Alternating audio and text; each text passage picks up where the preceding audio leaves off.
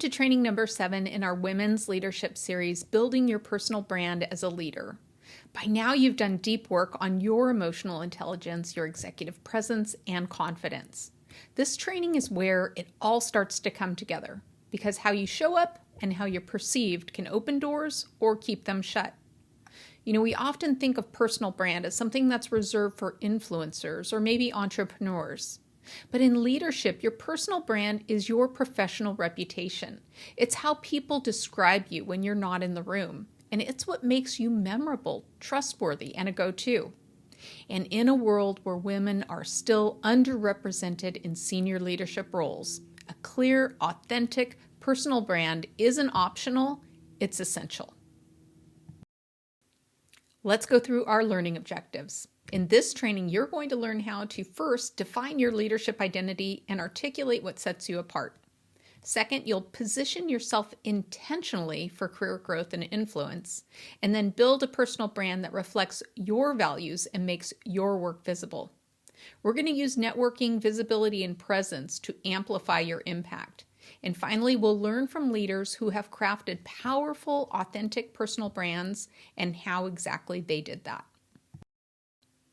So let's start with this. If someone were to introduce you to a room full of decision makers, what 3 words would you hope they'd use to describe you as a leader? I'd like you to take a moment to jot them down. Are these the same words people would use today? If not, that's okay. This training is about closing the gap with clarity, intention, and confidence. Why personal branding matters for women leaders. Let's be honest. Personal brand feels like a buzzword, but here's what it really means. The story people tell about you when you're not in the room. And in leadership, that story matters. It shapes which projects you're offered, whose voices get amplified, and who gets tapped for the next big opportunity. For women in leadership, personal branding isn't just about getting noticed. It's about being known for something, your values, your impact, your leadership style. Because if you don't define your value, someone else will, and chances are they won't get it right. Here's what the research tells us. Women are more often promoted based on performance, while men are often promoted based on potential. That means women have to be twice as visible, twice as proven, and often twice as strategic to be seen as a contender. A strong personal brand helps shift that dynamic. It allows you to be known not just for what you do, but for how you lead, what you stand for, and what kind of impact you create. Think about this. Have you ever been passed over for an opportunity, even though you were qualified because someone else was more vocal or better connected? That's not a reflection of your worth. It's a reflection of visibility. Personal branding is how you make sure your work and your leadership are seen, understood, and remembered. Let's break a myth while we're here. My work should speak for itself. Yeah, your work matters, but people don't just promote good work. They promote people they trust, remember, and see as aligned with the organization's goals. If you stay heads down, you might get credit, but you might also get overlooked. You don't have to self-promote in a way that feels inauthentic. You just have to have your own story. Let's pause for a moment. Take a deep breath. Now take a moment to think about this question. When others talk about your leadership, what do you hope they say? What do you fear they might say? I'd like you to stop for a moment and write down a few thoughts. No filters. This is just for you. You can't build a strong personal brand without first understanding who you are as a leader. Not just your job title, but your voice, your values, and your presence. It's not about having the right title on your LinkedIn profile or memorizing a 30-second elevator pitch. It's about being rooted in something deeper, your leadership identity. So let's be clear. Your leadership identity is not a role. It's a rhythm. It's how you show up, what you model, and what people feel in your presence. It's the values you live by, the patterns you repeat, and the legacy you leave behind. Not someday, but now, in the way you lead your team, approach a challenge, or speak up in a meeting. This goes beyond resumes and accomplishments. Your leadership identity is the through line of your career. It's the why behind the work that you do every day, and the how that makes you different. It shapes the trust you build, the influence you carry, and the way others describe you when you're not in the room. So let's pause here and ask a simple but powerful question. What do I want to be known for? Not what do you do? Not what's your next job? But when people describe your leadership, what lasting impression do you want to leave? Do you want to be known as someone who brings calm to chaos, champions others' ideas, makes complexity feel simple, holds the line with compassion? This is the ripple effect of your leadership, and it's already happening, whether you're shaping it intentionally or not. We all already have a brand, whether we like it or not. People form perceptions based on how we speak, lead, react, and follow through. The more intentional you are about shaping that identity, the more powerful and consistent your brand becomes. That's why we're going to spend time clarifying it now. I've developed the leadership identity framework, and it's what I call the sweet spot. What I'm great at, what I love, where I create impact, and that is my brand in motion. So to uncover your personal leadership identity, let's explore the intersection of these three things. I want you to picture these three overlapping circles in this Venn diagram. What I'm great at. These are your superpowers, your natural strengths, earned skills, and areas of excellence. Think beyond your job description. Are you a pattern spotter, a connector of people, a decision maker who doesn't flinch, a strategist who sees 10 moves ahead? In the next circle, what I love. This is the work that lights you up, not just the work you're good at, but the work that energizes you. What parts of your day give you life? What kind of problems do you want to solve? When do you lose track of time because you're in the zone? And finally, what creates impact? This is where your value meets the needs of others. What do people come to you for? What gaps do you consistently fill? What changes or outcomes happen when you're in the room?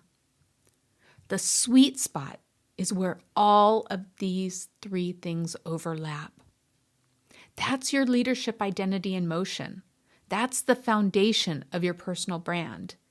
Because when you lead from that center, you're not just checking boxes, you're shaping culture, you're driving outcomes, and you're creating spaces for others to rise.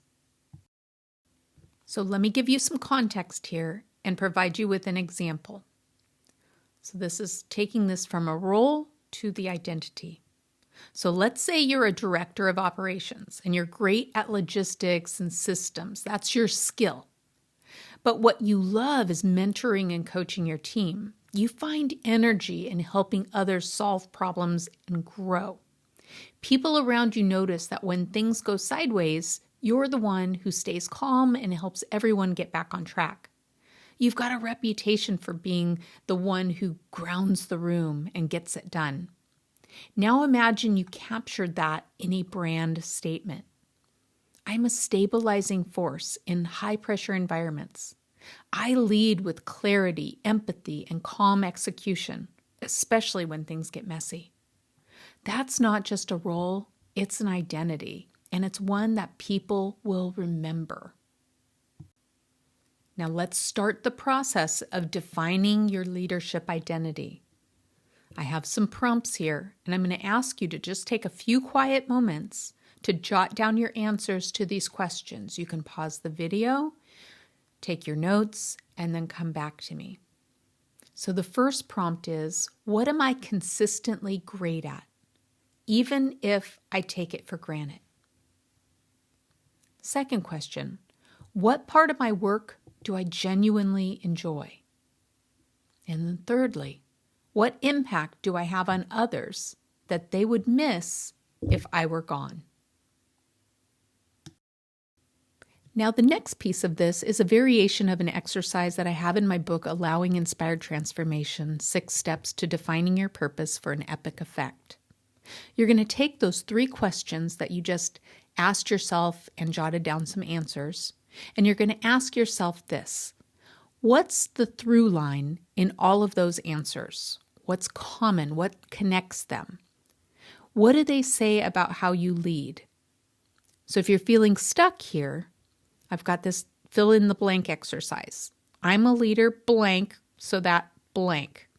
So that might look like I'm a leader who asks hard questions so that we build stronger solutions together. Now, I'd like you to go back to that earlier reflection. If you had to describe your leadership style in 3 words, what would they be? Now, those of you who are familiar with my work know that I have 4 words. I inspire passion, confidence through authenticity. So I have 4 words, but what would those 3 words be? Are those words visible in your current role? Do people experience those qualities from you? So think about this. I inspire passion, confidence through authenticity. You can see how as a trainer, as a coach, I live these every single day. I like to call it, I live my life of purpose on purpose every single day. I walk in those words. I talk in those words. I'm visible in those words. So what small shift could bring those words forward for you? So now that you've begun to define your leadership identity, the next question is, are you positioned for where you want to go? Now, this is where so many talented women get stuck. It's not a lack of skill or a lack of ambition. It's that the story people see doesn't match the story you're trying to tell. That's the difference between having a personal brand and using it strategically. So let's start here. Does your current role, visibility, and circle of influence reflect the kind of leader you are, or the kind of leader you were 5 years ago? If you're still being seen as dependable when you want to be seen as visionary, there's a gap. And positioning is how you close it. So what does it mean to position yourself? Well, positioning is the intentional act of aligning your identity with the roles and projects and visibility that match your future, not just your past. So this means saying yes to high visibility opportunities, even if they're uncomfortable. We need to get very comfortable getting uncomfortable. We'll do things like ask for stretch assignments that show your capacity to lead, or telling the right people what you want and how you're preparing for it. We need to make sure that the language that you use about yourself mirrors where you're headed. And if your brand is your reputation, your positioning is the signal you're sending about what comes next. Here's something that comes up a lot in coaching sessions. People will say something like, I don't understand why I'm being overlooked. I've worked hard. I've done the job. I've delivered results. Well, the truth is, performance alone rarely drives promotion. People get promoted when they're seen as ready, not just capable. That perception is shaped by all sorts of things. Who knows about your work? How you communicate your value? Whether you're associated with future-focused skills and strategy. This isn't about bragging. It's about being visible for the right things. So I'd like you to take a moment, Think about what you're known for.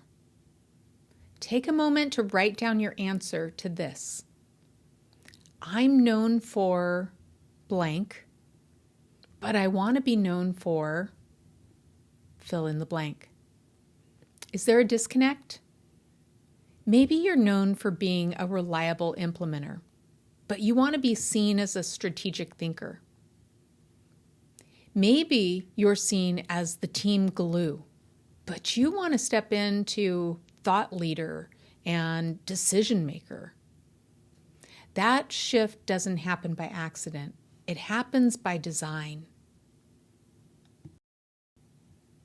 Here's some strategic positioning questions. Use these questions to guide your next steps.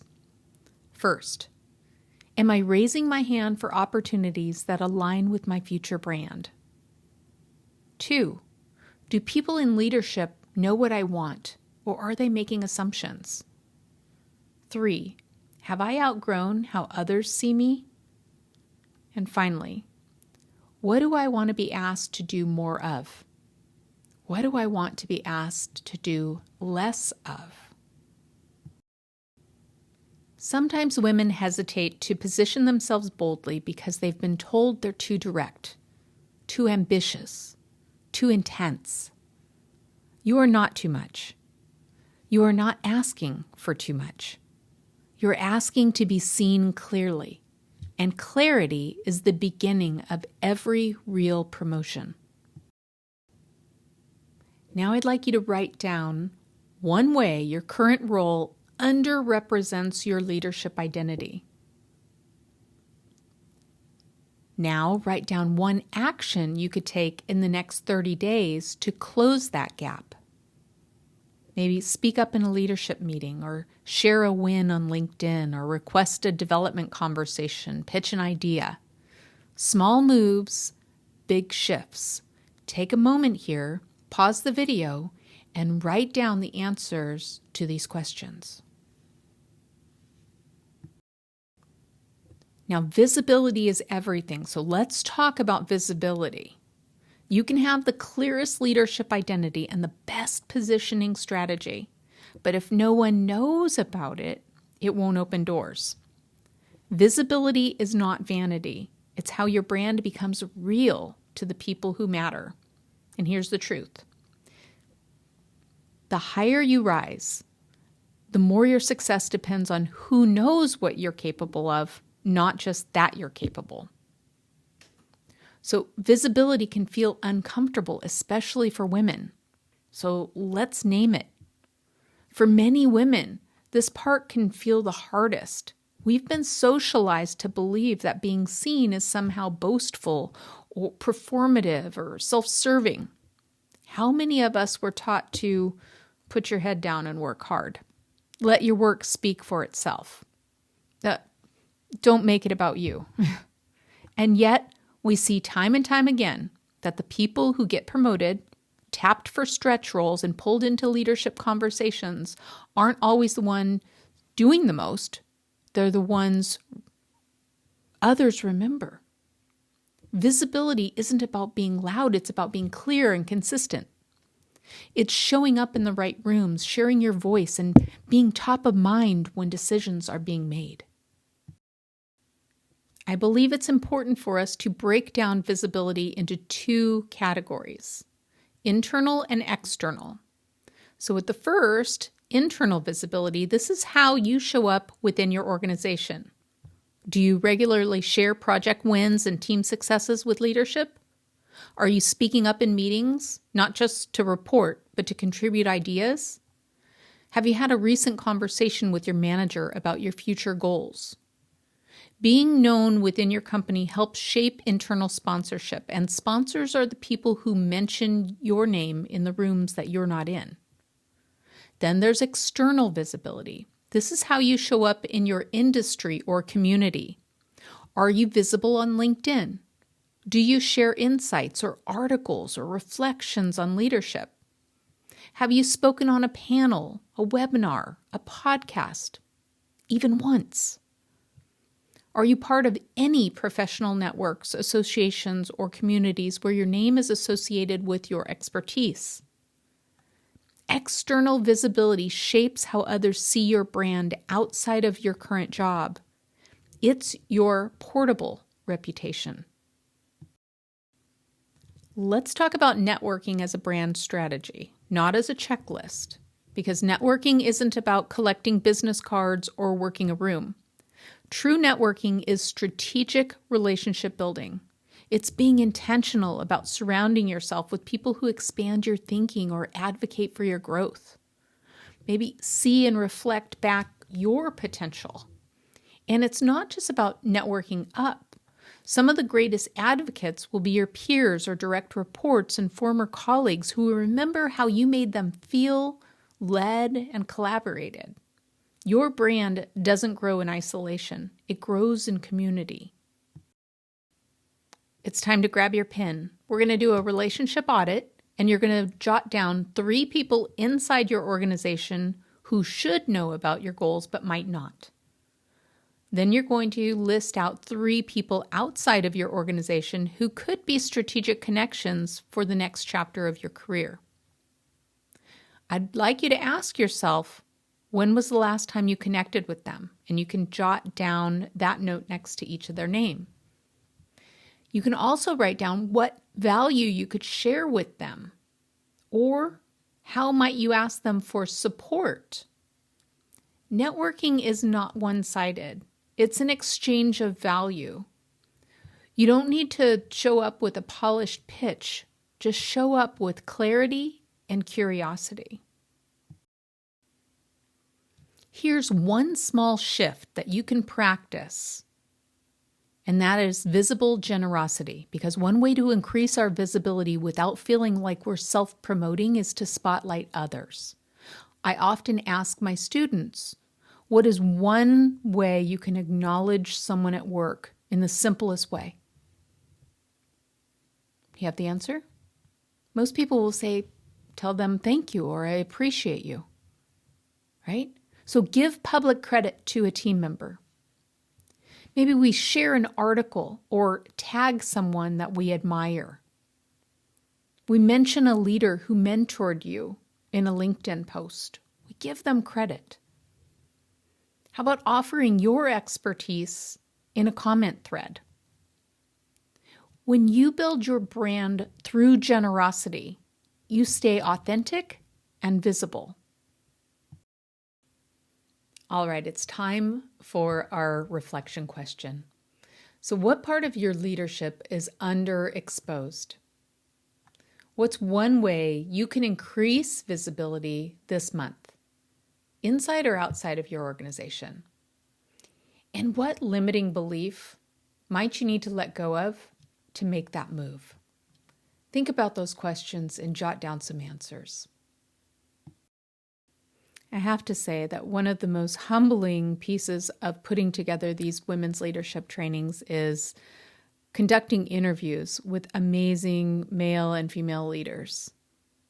And this next leader that I'm spotlighting, Zita Fail with the city of Durango, was just a dynamic leader. You know, she never set out to build a brand. She built a reputation. And after 28 years in law enforcement, Zita retired only to return to public service in Durango, Colorado, where she now applies her lifelong expertise in performance, process improvement, and leadership development. Her journey is a powerful reminder that your leadership brand isn't about a role, it's about how you lead when nobody's watching. Zita describes herself in 2 words, open and present. She's not chasing visibility, she creates connection. Her team knows her as someone who listens deeply, leans into hard conversations with empathy, and makes people feel safe enough to speak honestly. She leads by example, owning mistakes, inviting feedback, and investing in people, even across generational and technological divides. Whether it's through a one-on-one conversation or a handwritten note, Zita shows that leadership is built in small, intentional acts of respect and presence. She's seen a lot of change over the years, including the pressures women once faced to lead like men just to be taken seriously. But instead of adapting to someone else's mold, Zita built trust by being true to herself. That authenticity became her brand. She said, "You can't command respect. You earn it. And you earn it differently with every person." Zita reminds us that leadership branding isn't about self-promotion. It's about how people feel in your presence. And for Zita, that presence is grounded, honest, and quietly powerful. Let's listen to a piece of that interview. Over the years, some of the things that have stuck with me is, first of all, own it. Even if you did it wrong, own it and move on, learn from it and keep going. None of us are perfect. We're all going to make mistakes, but if you step up and take responsibility for something, then that shows that you are willing to be held accountable. Don't wait for permission to lead. Lead with purpose and know your worth. These are the words lived out loud every day by the city manager of Durango, Colorado, Jose Madrigal. I have so much respect for Jose as he has offered forward his staff and any assistance that we needed in putting together this women's leadership series. You see, when I put out a post months back announcing that women's leadership training had been canceled with the elimination of DEI programming, Jose said, "What can I do?"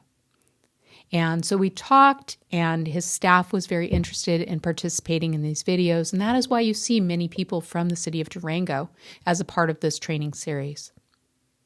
They have been so wonderful, and it's because of this beautiful leadership of leading with purpose that Jose does every day. And so I just wanted to give a shout out and thank you to Jose.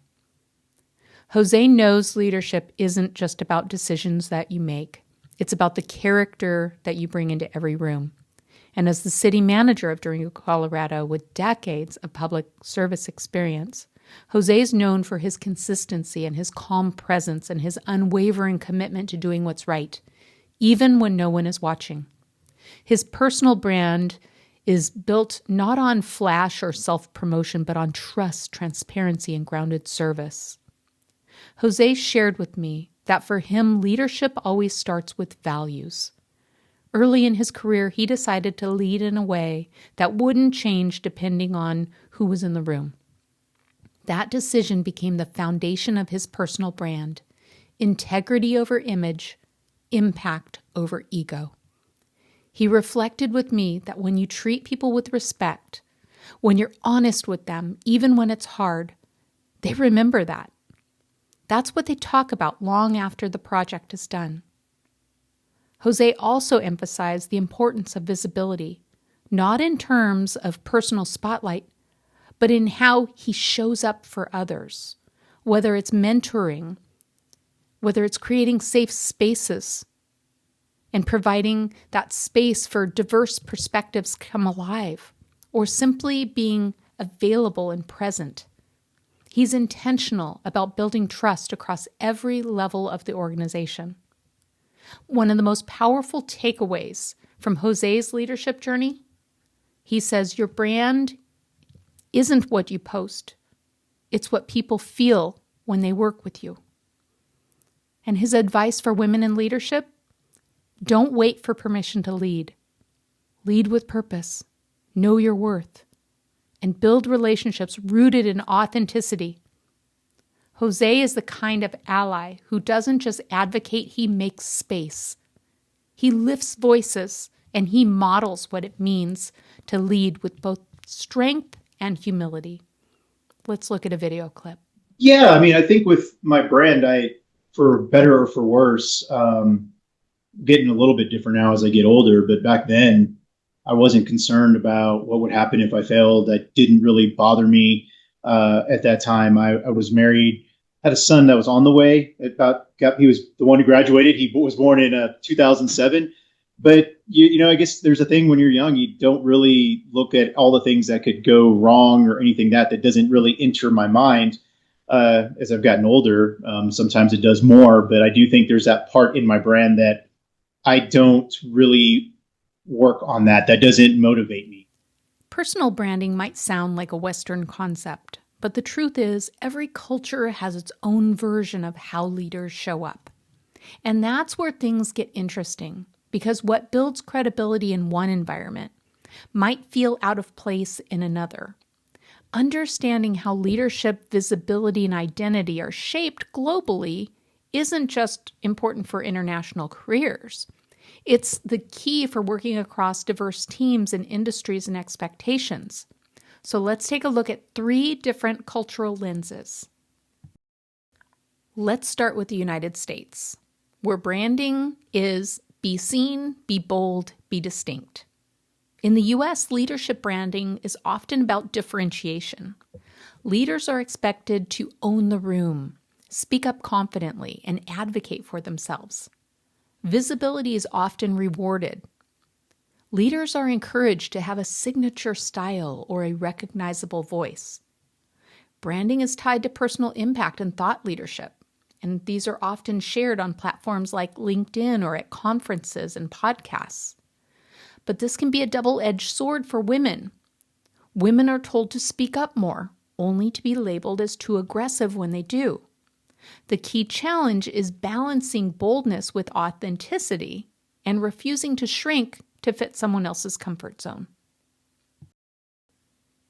Let's contrast that to Japan, where branding is seen as presence through humility. In Japan, leadership identity is more often expressed through humility, harmony, and collective success. Loud self-promotion can be viewed as disrespectful or self-serving. Leaders often defer to group consensus. Success is communicated through the outcomes of the team, not individual wins. Branding is less about personal elevation and more about consistent behavior, quiet competence, and alignment with group values. That doesn't mean personal branding doesn't exist, it just looks different.